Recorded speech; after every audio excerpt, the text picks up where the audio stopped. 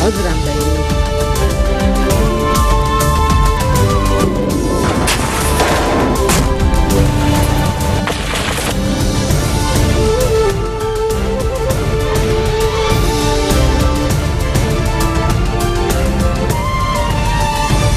Good afternoon on this August 1st. You're watching the English newscast on Future Television. I'm Yumna Naufal, and these are today's stories.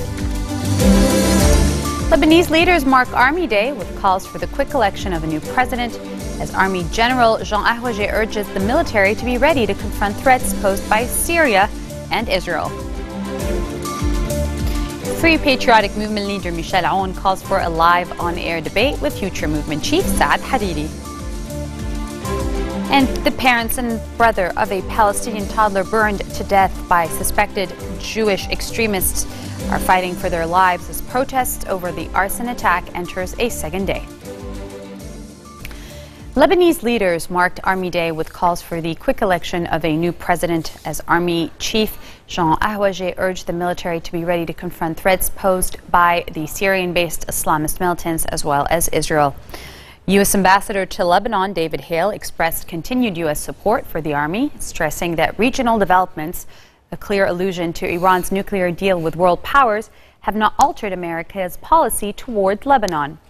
Addressing troops on the eve of the 70th anniversary of the Lebanese Army's founding, Ahwajeh vowed in his order of the day to secure the release of 25 servicemen still held hostage by ISIS. Speaker Nabih Berri congratulated the military command on the August 1st anniversary. During a meeting with Ahwajeh at his Ain al-Tini presidency, Berri praised the Army's national role in defending Lebanon, its security and stability. Former Prime Minister Saad Hariri renewed his strong support for the military, saying he hoped this year's Army Day would serve as an occasion for the rival parties to overcome their divisions and quickly elect a president. Free Patriotic Movement leader Michel Aoun is calling for a live on-air debate with Future Movement chief Saad Hariri. He said, quote, "I represent the right movement and I am ready to engage in a televised debate with any rival party leader." This was said in an interview with Sawt al-Bada radio station. The FPM leader said that his ties with the Future Movement are semi-broken.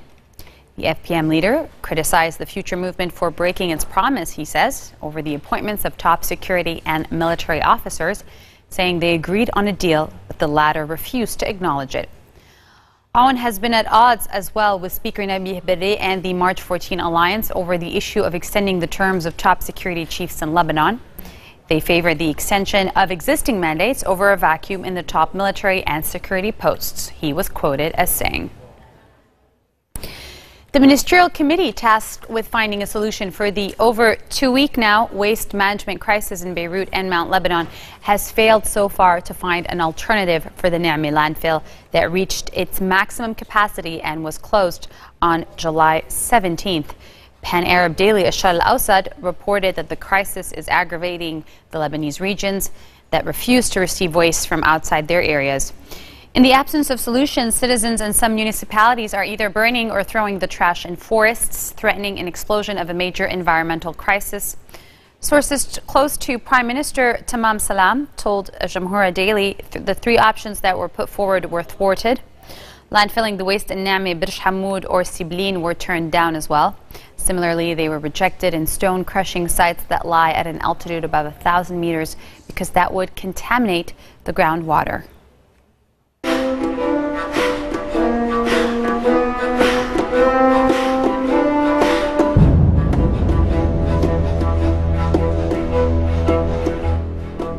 Nearly 40 government and opposition fighters have been killed as Syrian regime forces push rebels back from an area bordering President Bashar al-Assad's heartland.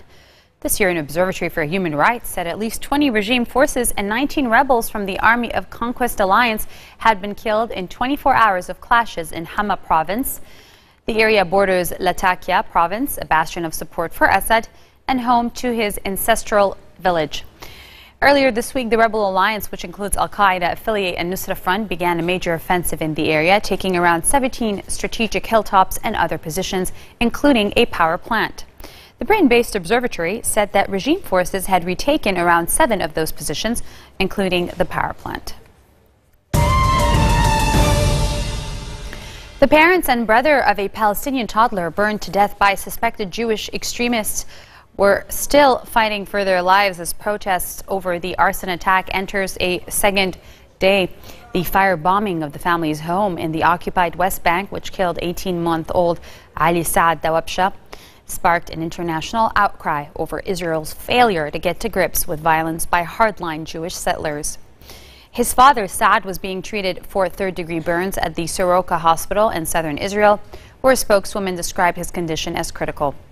Mother Riham and 4-year-old brother Ahmad are being treated at Tel Hashamor Hospital near Tel Aviv, where also a spokesman described their condition as life-threatening. Israeli Prime Minister Benjamin Netanyahu condemned the attack on the Dawabsha family as terrorism in every respect and vowed to spare no effort in bringing the perpetrators to justice. But Palestinian President Mahmoud Abbas said he doubted Israel would provide true justice and ordered his foreign minister to file a complaint at the International Criminal Court in The Hague.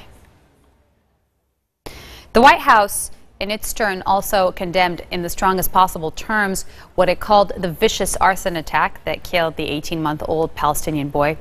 The baby boy was, of course, killed when 2 homes were set on fire in the West Bank by what is suspected to be Jewish extremists. The house is in Duma. It's a small village near the city of Nablus, and it was torched in the early morning of Friday as the family slept. Graffiti in Hebrew reading "Revenge" was scrawled on the wall outside. The arson attack on a family's home in the dead of night resulted in the death of an 18-month-old baby and the injury of 3 other family members.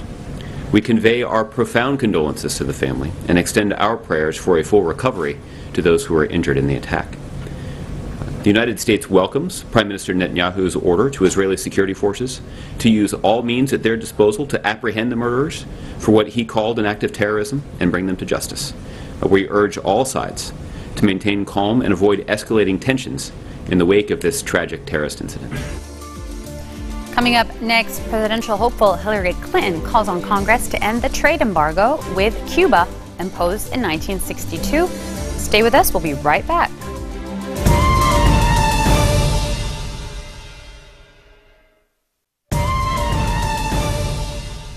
Welcome back. You're watching the 4:20 o'clock news here on Future Television. The United Nations says at least 1,300 Iraqis were killed in violence, in July amid the war against ISIS. This is a slight drop from the month of June. The UN mission to Iraq said that at least 844 civilians were among the dead, while 488 members of Iraqi security forces and pro-government militias fighting the ISIS group were killed. It put the number of the wounded at 2,000. Baghdad was, of course, the worst affected province, with 335 people killed. In June, at least 1,500 people were killed and about 2,000 were wounded. We just received news that members of Osama bin Laden's family were among the victims in the crash of a private jet in Britain. The Saudi embassy in London said this in a message of condolences. 4 people died when the Saudi Arabia registered plane plowed into a car auction site and burst into flames in southern England. Local police said the pilot and 3 passengers died when the Phenom 300 jet attempted to land at Blackbush Airport in Hampshire, and that no one was injured on the ground. The Saudi ambassador offered his condolences to the sons of the late Mohammed bin Laden and their relations for the grave incidents of the crash of the plane carrying the members of the airport. The Chief Commissioner of the Australian Transport Safety said that it was very likely that a wing fragment washed up on the Réunion Island beach was part of the missing Malaysian airliner of flight MH370. The ATCB, as it is called, has been charged with the search effort for the Boeing 777 aircraft in the southern Indian Ocean. Martin Dolan said that even though the debris was found off the African coast, Australian authorities will not be changing their search area. Stage where we think it's very likely. It's certainly confirmed, as our Malaysian colleagues have said, to be coming from a 777, and we're not aware of any other instance where this sort of component has been lost from a 777 aircraft. We still need to check that to be absolutely certain, but things are looking very positive. From our point of view, the search area is defined based on very close analysis of satellite data associated with the aircraft. We haven't seen anything as a result of the potential identification of this debris that changes is our search area. It's certainly very possible for debris to have floated from our search area to Réunion. We will continue to focus on our priority search area. We will continue to encourage people to bring to our attention anything that might potentially be associated with MH370, and we will do our best working with others to identify it. Our experience to date has been that most things that are brought to our attention have nothing to do with the aircraft, but it's better to be safe than sorry. And any information that comes from that obviously will be fed into our search, and we will continue to look at where the best priorities lie for finding them. We've had a good working relationship over many years with our French counterparts. We're happy to rely on them. It's possible we will send someone to Toulouse as there's further investigation of this part to see, for example, how it might have separated from an aircraft and so on, and see if that gives us useful information for our search. We're expecting it will be reasonably quick. There's just some T's to be crossed, I's to be dotted at this stage, rather than detailed examination. This relates to MH370. We're at the stage where we're getting more and more confident that it is. Having finally confirmed that, then we will take a look at this, working with our colleagues, and say, right, what's happened to it? Therefore, how did it separate from the aircraft? What might that mean for our assumptions about what happened to this aircraft at the end of its flight, and so on. And that's going to be very careful and detailed forensic type examination. That will take some time. U.S. Democratic presidential hopeful Hillary Rodham Clinton called on Congress to end the trade embargo the U.S. imposed against Cuba in 1962. The position, which Clinton has already outlined in her 2014 book Hard Choices, puts her in line with President Barack Obama, who moved in December to establish diplomatic relations with Cuba and has called for normalized trade relations. Perhaps more importantly, it draws a sharp contrast with the two top Republican presidential contenders, Senator Marco Rubio and former Governor Jeb Bush, at a time when younger Cuban-American voters in Florida are softening their stance on the matter. We have arrived at a decisive moment. The Cuban people have waited long enough for progress to come. Even many Republicans on Capitol Hill are starting to recognize the urgency of moving forward. It's time for their leaders to either get on board or get out of the way. The Cuba embargo needs to go once and for all. If we go backward, no one will benefit more than the hardliners in Havana. In fact, there may be no stronger argument for engagement than the fact that Cuba's hardliners are so opposed to it.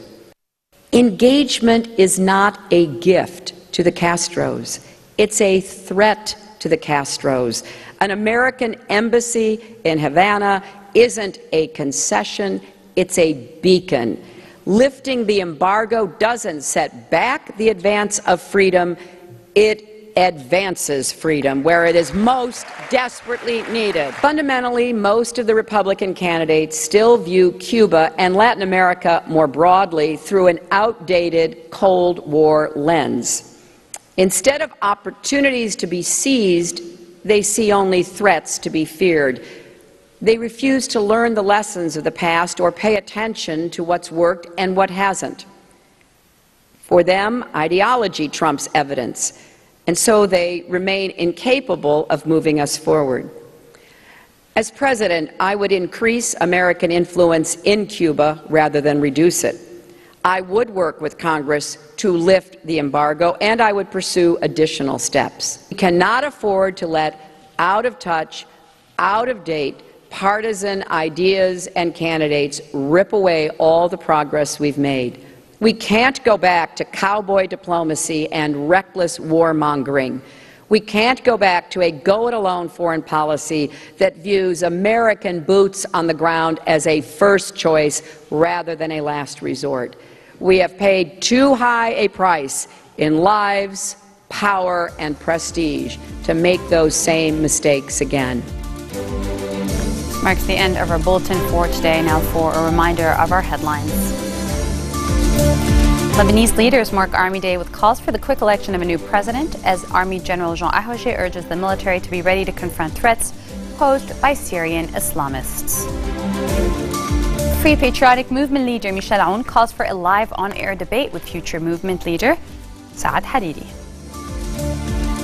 And the parents and brother of a Palestinian toddler burned to death by suspected Jewish extremists are fighting for their lives as protest over the arson attack enters a second day. Well, enjoy your weekend. From all of us here at Future News, have a good Army Day, and we'll see you again tomorrow for all the latest. Goodbye.